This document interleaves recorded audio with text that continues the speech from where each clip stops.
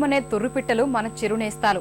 మానవుడితో సాహచర్యం చేస్తూ ఇవి ఆహ్లాదాన్ని పంచుతాయి, మానసిక ఒత్తిడిని దూరం చేస్తాయి, కీటకహారులుగా మనకు పరోపకారం చేస్తాయి, పంటల దిగుబడికి సహకరిస్తాయి, ఇళ్లలోని అపరిశుభ్రమైన వాతావరణాన్ని నిర్మూలిస్తాయి.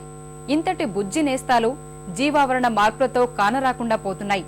అభివృద్ధి పేరిట మనిషి సృష్టిస్తున్న కాలుష్యానికి బలవుతున్నాయి, క్రమంగా అంతరిస్తున్నాయి. ఇది పిచ్చుక జాతికే వచ్చిన ప్రమాదం అనుకుంటే పొరపాటే. భవిష్యత్తులో మానవ జాతి ఎదుర్కోబోతున్న ప్రమాదానికి సంకేతమిది.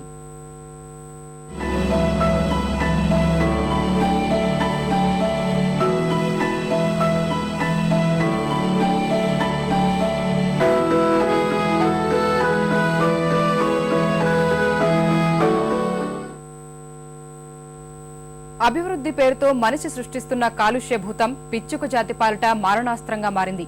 తాతలు తండ్రుల చిన్ననాటి నేస్తాలు మన తర్వాతి తరాలకు క్రమంగా దూరమైపోతున్నాయి. ఎప్పుడూ లోగిళ్లలో కిచ్చికిచ్చలాడే మన చిరునేస్తం ఇప్పుడు కాంక్రీటు కీకారణ్యంలో కానరాకుండా పోయింది. నిన్న మొన్నటిదాకా మన మధ్య తిరిగిన ఈ బుజ్జి పిచ్చుక అంతరించిపోతున్న జాతుల్లో ఒకటిగా నిలిచింది.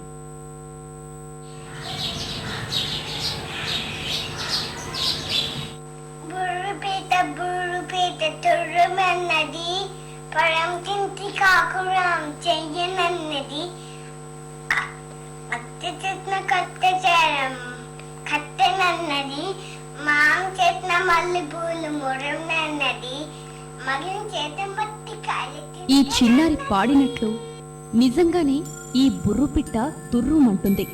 కాదు కాదు, కాలుష్యం కాటుకు కానరాకుండా పోయింది. ఎక్కడో మూలన తన జాతిని బతికించుకునేందుకు ఆపసోపాలు పడుతోంది. ప్రకృతిలో ఎన్నో పక్షులున్నా వాటన్నింటికంటే వైవిధ్యంగా మనుషులతో పాటు సాహచర్యం చేసే ఈ పిచ్చుకలు ఇప్పుడు కాలుష్య కోరల్లో బలైపోతున్నాయి.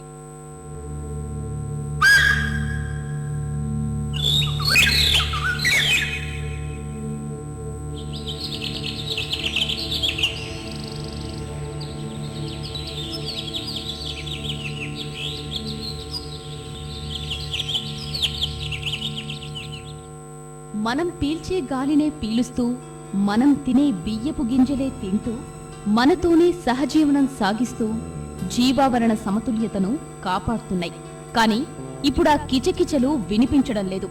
అది పిచ్చుక జాతికి మాత్రమే వచ్చిన ప్రమాదం కాదు, భవిష్యత్లో మానవ జాతి ఎదుర్కోబోతున్న ప్రమాదానికి సంకేతం. అంతరించిపోతున్న పక్షి జాతుల్లో పిచ్చుకలు ప్రథమ స్థానంలో ఉన్నాయన్నదే చేదు నిజం.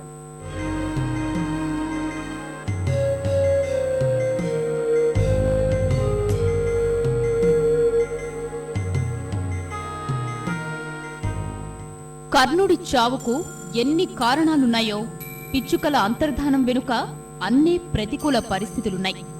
ఇవి కీటకాహారులు. పంట పొలాల్లో చీడ పురుగుల్ని తింటూ బతికేవి. కాని పొలాల్లో పెరిగిపోతున్న రసాయనిక ఎరువుల మోతాదు ఈ జాతి మనుగడను ప్రశ్నార్థకం చేస్తోంది. ఫలితంగా ఇవన్నీ జనావాసాల మధ్య చేరి ఇళ్లల్లో గూళ్లు కట్టుకుని మన మధ్యే తిరగడం మొదలుపెట్టాయి. ఇళ్లల్లో ఆరబెట్టిన పప్పులు, వృధాగా పడేసిన అన్నం లాంటివి తింటూ ప్రస్తుతం రోజులు గడుపుతున్నాయి.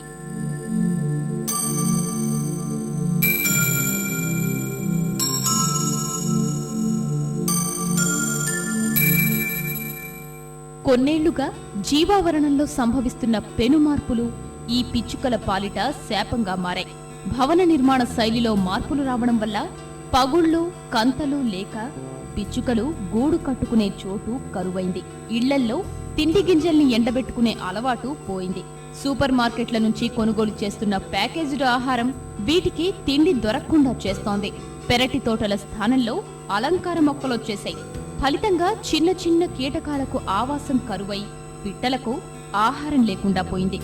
ఇక నిత్యావసర వస్తువుగా మారిన సెల్ ఫోన్ ఈ చిన్నారి జాతి పాలిట బ్రహ్మరాక్షసిగా మారిపోయింది. సెల్ ఫోన్ టవర్ల నుంచి వెలువడే రేడియో ధార్మికత పిచ్చుకల్లో పునరుత్పత్తి వ్యవస్థను దెబ్బతీస్తోంది. నాడీ వ్యవస్థపైన ప్రభావం చూపి వాటి జాతిని నిర్వీర్యం చేస్తోంది. ఇదివరకు మనం గోధుమలు, బియ్యం, పప్పులు అన్నీ తెచ్చుకుని ఇంట్లో కడిగి ఆరబెట్టుకునేవాడు. అప్పుడు పిచ్చుకలు వచ్చి అవి కొన్ని ధాన్యాలు అవి తను కూడా ఏరుకుని వెళ్ళేవన్నమాట. ఇప్పుడు అన్ని ప్యాకెట్లు వస్తున్నాయి, సూపర్ బజార్లు.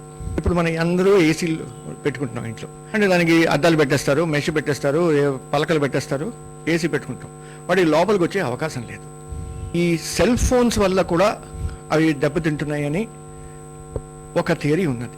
పిచ్చుక చిన్నదైన జీవావరణ వ్యవస్థలో ప్రత్యేక స్థానాన్ని పదిలపరుచుకుంది. కీటకాలను ఆహారంగా తీసుకుని ఇవి జీవిస్తుంటే కొన్ని పెద్ద పక్షులకు ఇవి ఆహారంగా మారుతుంటాయి. ఇది ప్రకృతి నేర్పిన సిద్ధాంతం. ఈ కారణంగానే ఎప్పటికప్పుడు జీవావరణ సమతౌల్యతను ప్రకృతి కాపాడుతూ ఉంటుంది.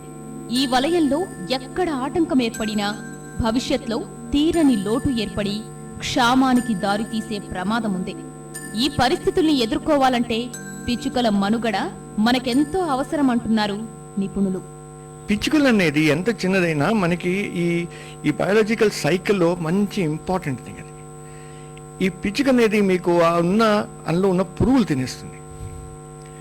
మీరు పిచ్చుకల్ని ఎంకరేజ్ చేసుకుంటే మీ పంటల్లో మీరు ఇన్సెక్టిసైడ్ ఈ స్ప్రే అన్నీ వేసుకుంటాం కదా, అవన్నీ వేసే అవసరం ఉండదు. దీనికంటే పెద్ద జీవులు దీని మీద ఆధారపడి ఈ పిచ్చుకల్ని ఆహారంగా తీసుకుంటాయి. ఈ సైకిల్ అంతా మనం మన డెవలప్మెంట్ కోసం చూసుకుంటున్నాం, కానీ నేచర్ కూడా మనతో ఉండాలి అనేది మనం చూసుకోవట్లేదు. కనుక ఎంత చిన్నదైనా ఓవరాల్ చైన్ ఆఫ్ లైఫ్లో దానికి చాలా ఇంపార్టెంట్ రోల్ ఉంది. కనుక పిచ్చుక అనేది కూడా అది మనకి సాయం చేస్తుంది,